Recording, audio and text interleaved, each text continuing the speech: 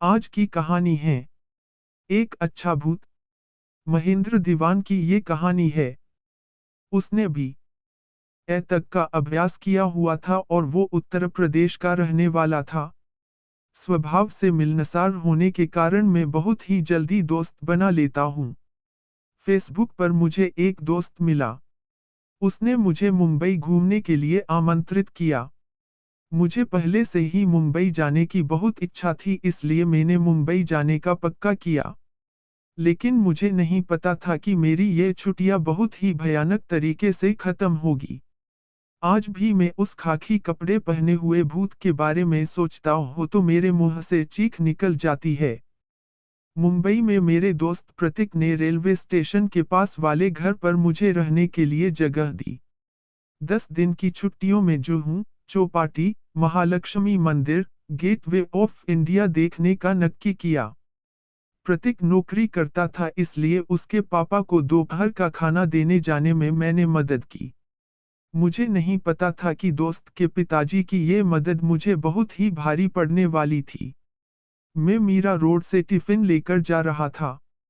अचानक मेरी नज़र दाई और खाकी कलर के कपड़े पहने हुए एक आदमी पे पड़ी। मुझे लगा कि वो एक रेलवे का कर्मचारी होगा। मैंने उसको देखकर अपना सिर थोड़ा हिलाया और उसने भी अपना सिर हिलाया। लेकिन मैं जैसे ही आगे बढ़ा, वो आदमी भी रेलवे के पाटे पे आगे आगे चलने लगा। अब मुझे डर के कारण पसीना आने लगा, क्योंकि मुझे लगा कि वो मानसिक रूप से अस्वस्थ हैं, या फिर वो मुझे मारकर लूट लेना चाहता है। मैंने अपनी चलने की स्पीड बढ़ाई तो वह आदमी भी मेरे साथ दौड़ने लगा। दौड़ते दौड़ते अचानक उसने एक पत्थर उठा लिया और दूसरे हाथ में पहले से ही एक लकड़ी थी। जब वो पत्थर लेने के लिए नीचे झुका तब उसकी पीठ मेरी ओर हुई तो मैंने देखा कि उसकी पीठ पे मांस के टुकड़े लटक रहे थे और खून की धार बह रही थी। तब मुझे पता चला कि मेरी उसके साथ मुलाकात हो चुकी है। अचानक ट्रेन की सीटी बजी और सीटी बजने के साथ ही उस आदमी की चीखें निकली। मेरे पर मेरे तो रूह तक खड़े हो गए और मैं बिना कुछ सोचे टिफिन फेंक कर जोर से दौड़ने लगा।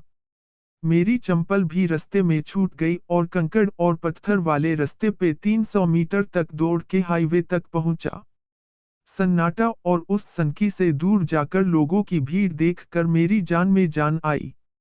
लेकिन डर के कारण मैं रोने लगा। मेरी सांसें इतनी तेज चल रही थी, थकान के कारण मैं उस हाईवे पे बैठ गया। मुझे रोता हुआ देखकर लोग इकट्ठे हो गए। किसी ने मेरी जेब से फोन निकाल कर मेरे दोस्त से बात की। मेरा दोस्त टैक्सी में बिठाकर उसके घर ले गया। प्रतीक के पिताजी ने मुझे उस रेलवे ट्रैक के पास भटकता हरिया नाम के भूत की दुर्घटना वाली बात बताई।